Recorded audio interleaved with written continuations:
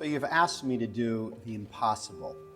Try to summarize over 3 decades of the rabbinate in about 30 seconds of sound bites. How do you do that? And yet, you've asked, and so I will do my best to try. I came to Shomrei Torah in a moment of significant transition for the congregation. There was a sense of uncertainty in terms of its future and a questioning of its identity. So I first met Rabbi Camras in 1999. I was then the executive director, and he was our new incoming senior rabbi. He had very big shoes to fill. But if you've seen his shoe size, you understand it was not a problem for him to be able to do that. I first met Rabbi Camras when I was 12 years old, shortly before my bat mitzvah. My first thought was, wow, this rabbi is really young and also very, very tall, which was a bit inconvenient for me to think about how I would strain my neck making eye contact throughout my bat mitzvah ceremony. His youthful appearance and energy belied how steady he was, how he always strived for excellence. Everybody loved him. He makes every student, every member want to grow. He brings out the best with his questions, with his prodding, and that is a true teacher style. We joined together to start Melton in the West Valley, and that was an incredibly rewarding experience, meaningful, and really kind of started me on the path of really focusing in my career on adult Jewish learning. He's always looking for what's the next new thing that could add to the community, to build the relationships with colleagues and with staff, and to mentor people so that he can see his dreams become a reality. I taught at the Ziegler School of Rabbinic Studies for 27 years. It was such a rewarding experience to be able to help young rabbinical students find their particular voices and help them launch very, very successful careers in a variety of different areas in the rabbinate. When Richard came to us to the University of Judaism, he was an ideal candidate for the rabbinical school. He was tall and good looking, and we thought that would be good for the rabbi gene pool. But what we didn't know was what a kind heart and what a wonderful, empathetic rabbi he would be. I was his teacher for the first year of rabbinical school.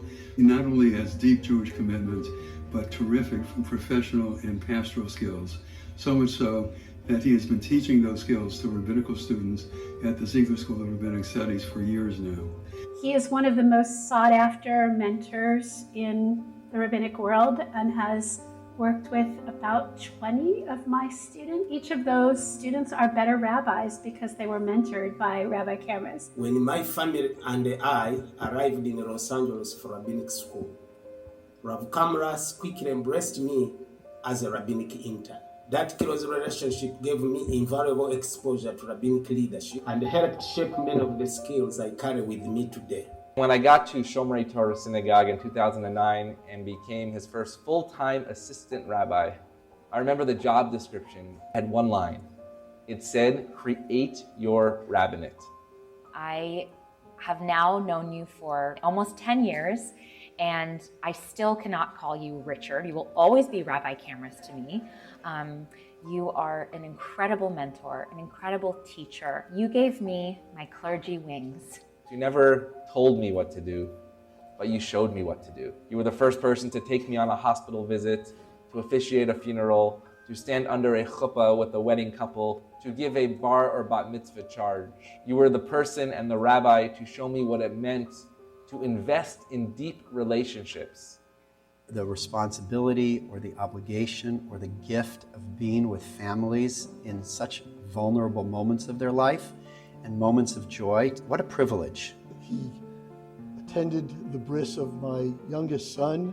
He went on to bar and bat mitzvah 8 of our children, and all 8 of the children, and it was quite meaningful to have the same rabbi lead that life cycle event for all your children. While we appreciated the spiritual guidance that he has certainly given us over these last almost 30 years, we've become even more appreciative of the friendship we have, not just with him, but with the entire Camras family. Having Rabbi Camras to share not only all the simhas and the joys and the celebrations, but also to provide real support and wise counsel during some trying times has meant so much to me. Rabbi Camras, I would like to thank you.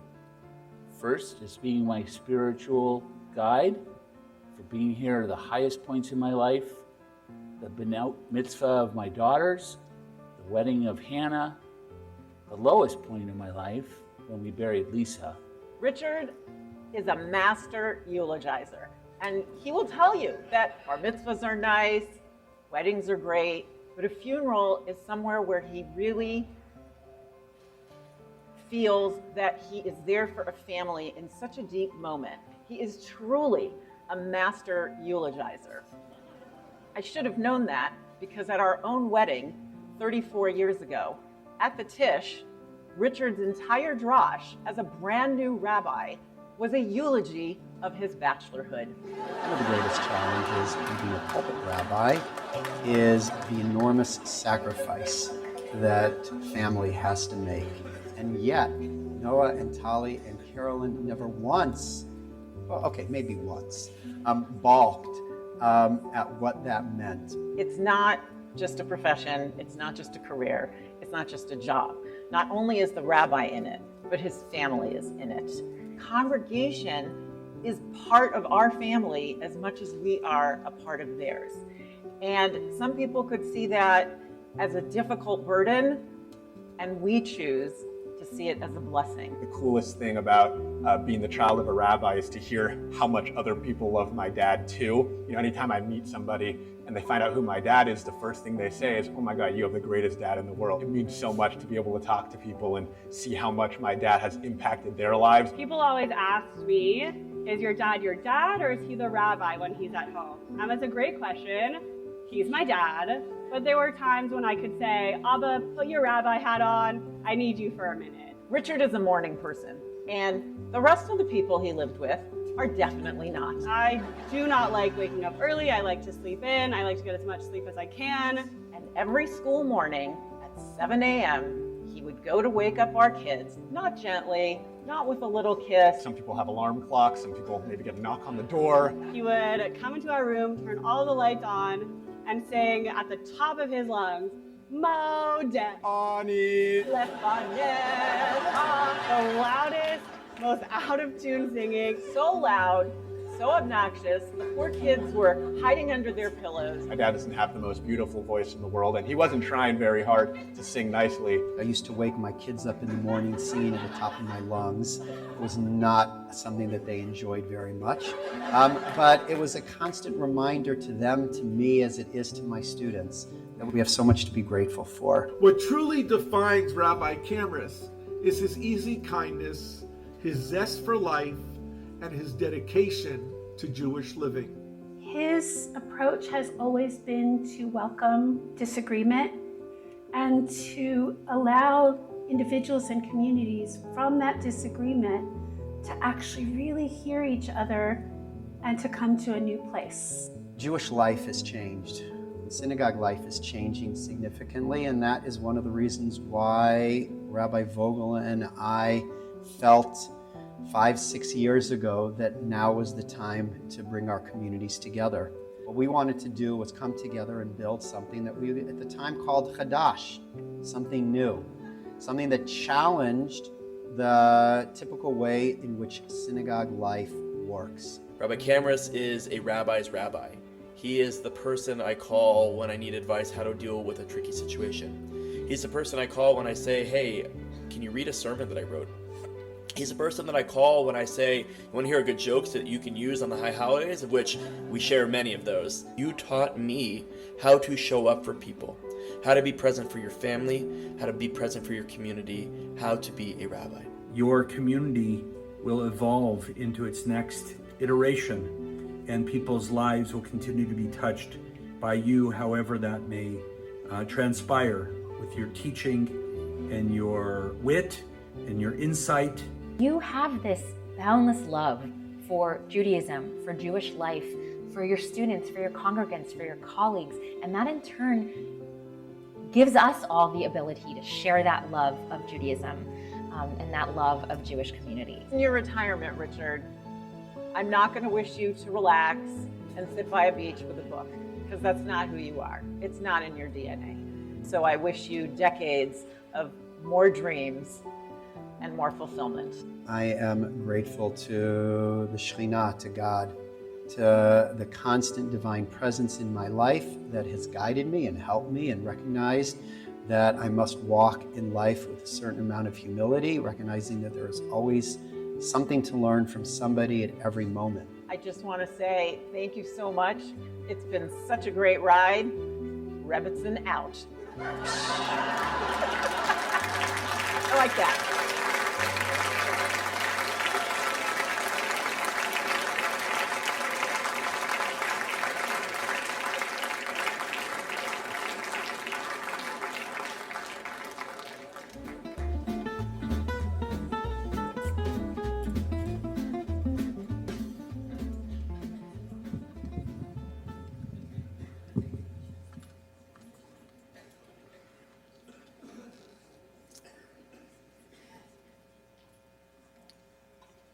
Richard, there's a story about how you, my beloved friend, discovered as a young boy a master key to Sinai Temple. That key enabled you to feel completely at home, exploring every nook and cranny of the shul and forging a glorious, enduring bond with Judaism. In recent years, I think more about how being a Jew is about being a bridge between what we have received and what we strive to engender. So let me try to describe some of the many bridges which you have built during your rabbinate. During rabbinical school, we experienced what it felt like to feel like grasshoppers in the eyes of giants, but in a good way.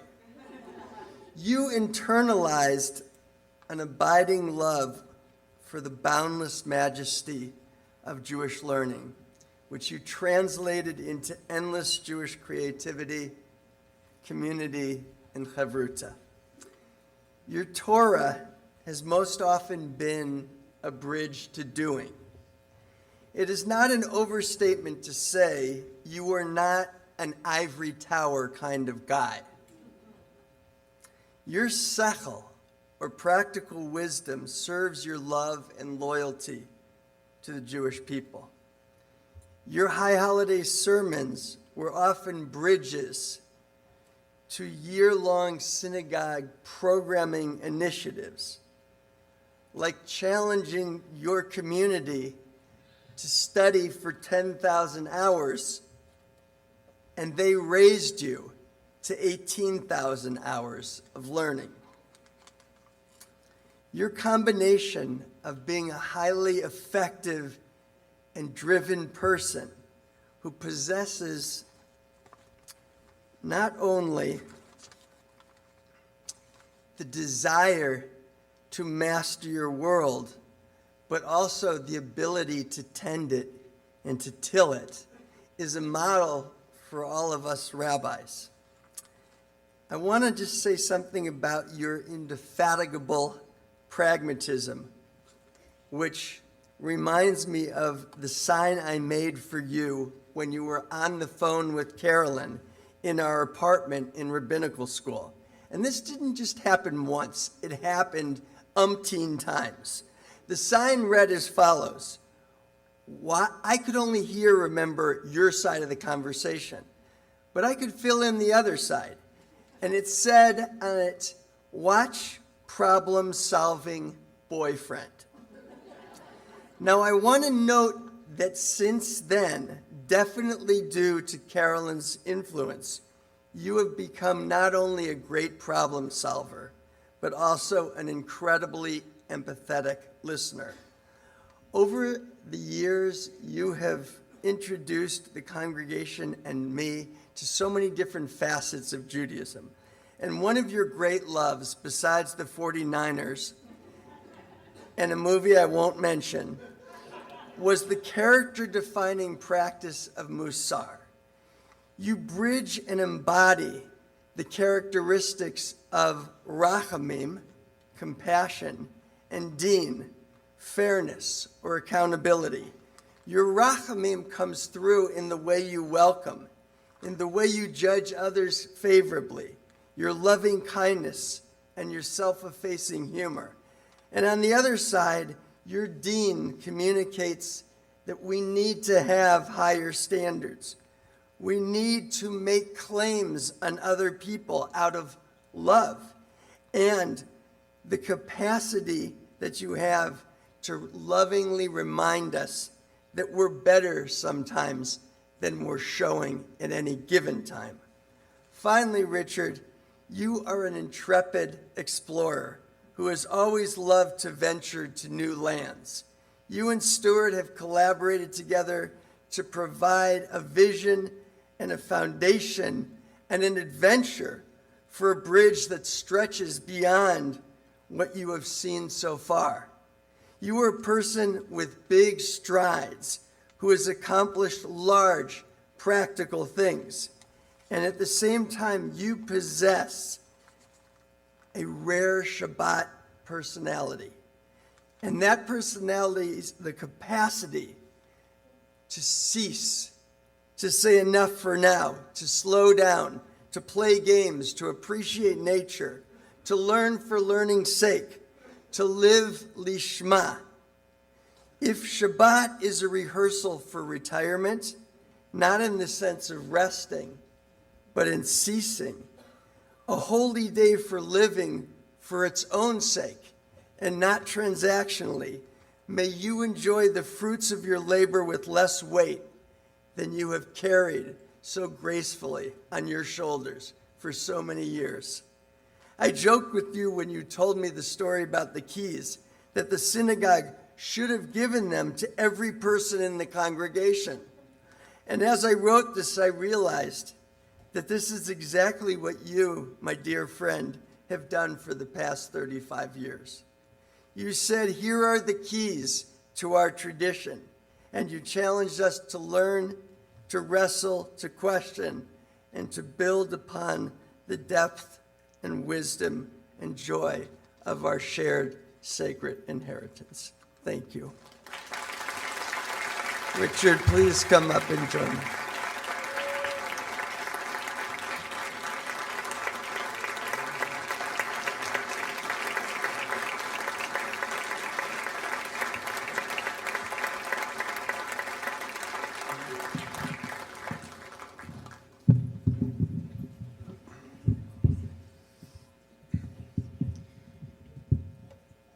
I don't know if I found the key or stole the key, but I think it was stealing the key. Thank you.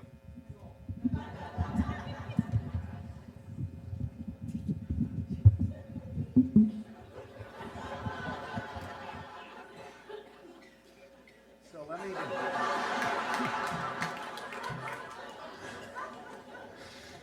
First, let me thank Rabbi Vogel for sharing all the names. We decided he was going to give all the names and I was going to get away easily. But I do want to begin with Hakarat Hatov, a deep wellspring of acknowledgement and gratitude that I feel for our chairs of this unbelievable special night, Geraldine and Patty.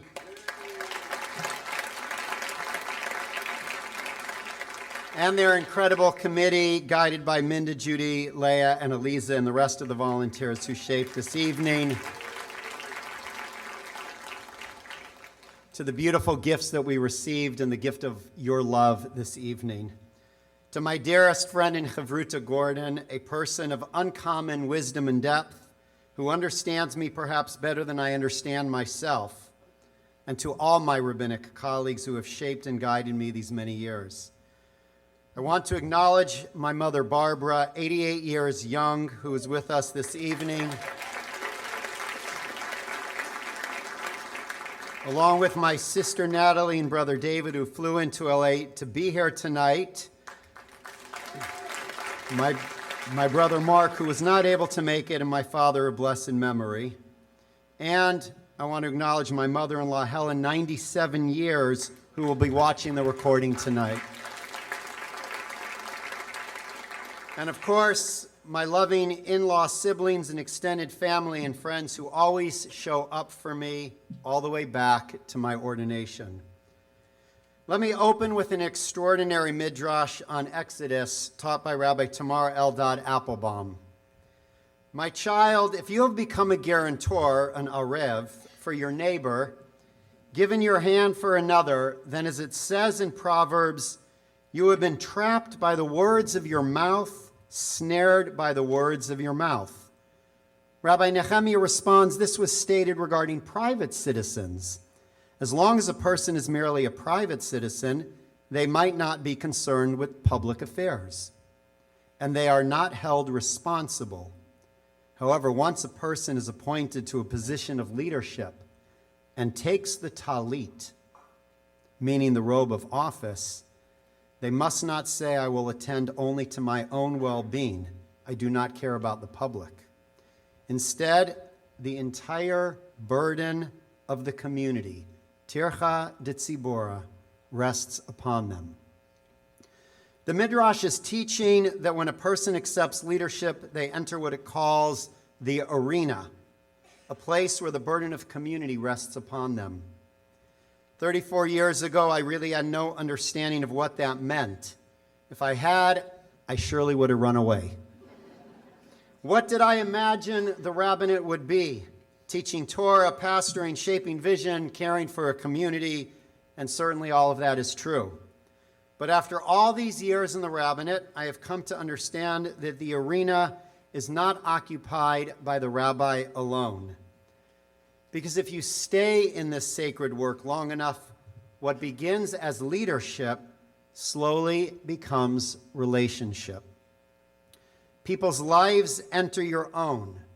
Their joys and heartbreaks, struggles and hopes, faith and disappointments slowly become part of your own inner world. The congregation enters with you. Through countless encounters over time, the community slowly shapes not only itself, but the rabbi as well. Which means that over time, the relationship becomes less hierarchical and more covenantal. Less about leading people somewhere and more about growing together in sacred partnership. And perhaps that is why I have always been drawn to the Torah's mysterious phrase in the beginning of Bereshit, Ezer Kenegdo. Usually translated rather weakly as helpmate, it more literally means a help opposite oneself, the kind of sacred partnership God imagines between human beings. An Ezer Kenegdo is not someone who simply agrees or merely applauds, but someone who stands across from you, honestly enough, lovingly enough, courageously enough to help you become better than you would have become on your own. What I have learned is that an Ezer Kenegdo is someone who refuses to let you become trapped by your own certainty, ego, exhaustion, or fear. And looking back over these decades, I realize how blessed I have been to be surrounded by many forms of Ezer Kenegdo. Most profoundly, all of you gathered here tonight.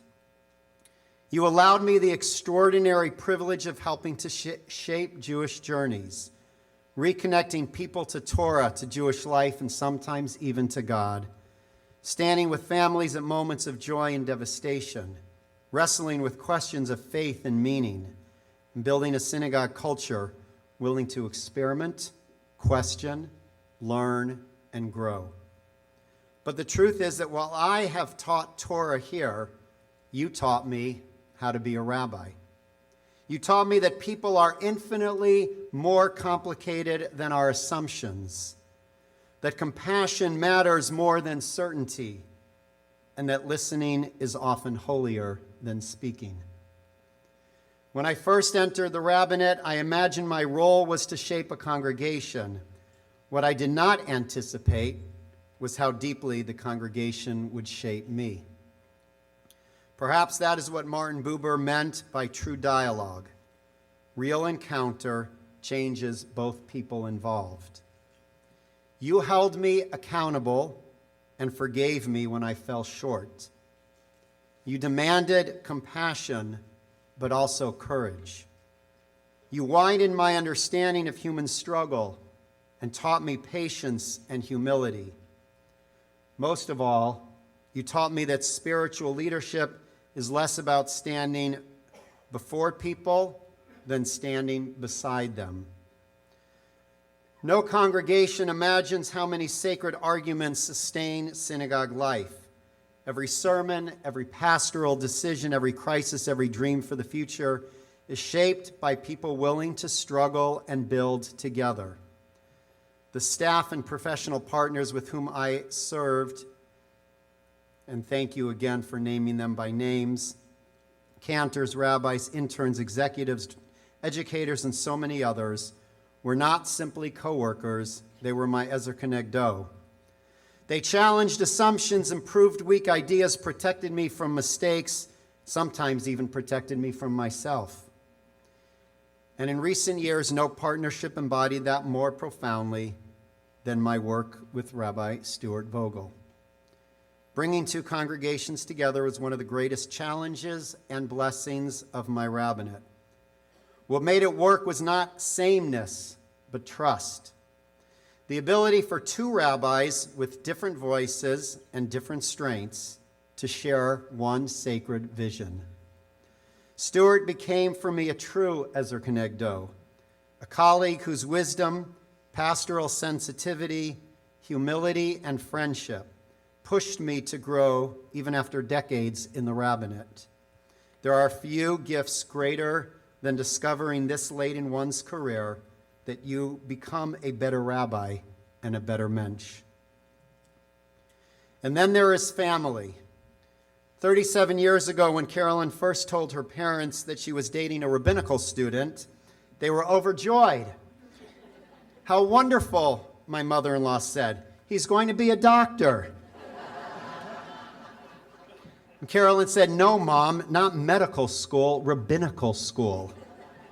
To which my mother-in-law immediately replied, oh, he still has time to change his mind.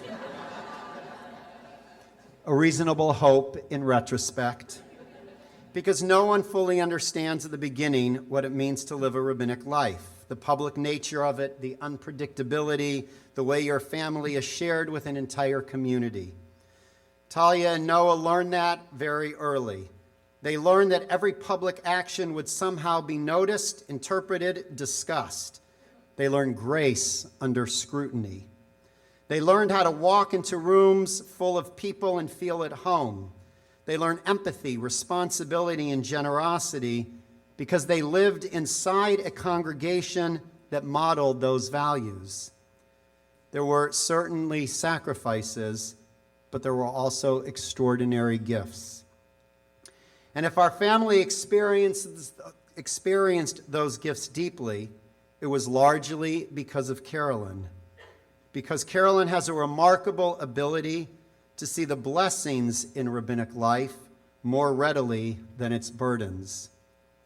One of Carolyn's greatest gifts is seeing hospitality not as obligation, but as sacred calling. Through decades of hosting visiting scholars, rabbinic interns, or congregants, she turned our home into sacred space. Carolyn is the deepest embodiment of Ezer Kenegdo in my life.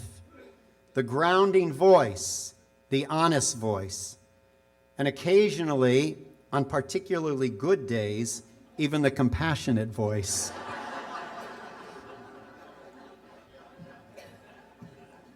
She has spent decades, gently and sometimes not so gently, reminding me of the person I hope to be. Rabbi Eldad Applebaum writes that leadership means standing between the heavens of truth and the earth of brokenness. I have striven over these years to do that together with you here. To build a community wide enough to hold human brokenness while still believing people could grow, change, pray, heal, and reach towards something sacred. And whatever light emerged from my rabbinate came because this congregation did far more than support me. You entered the arena with me.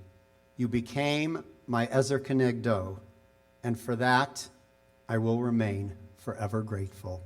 Thank you.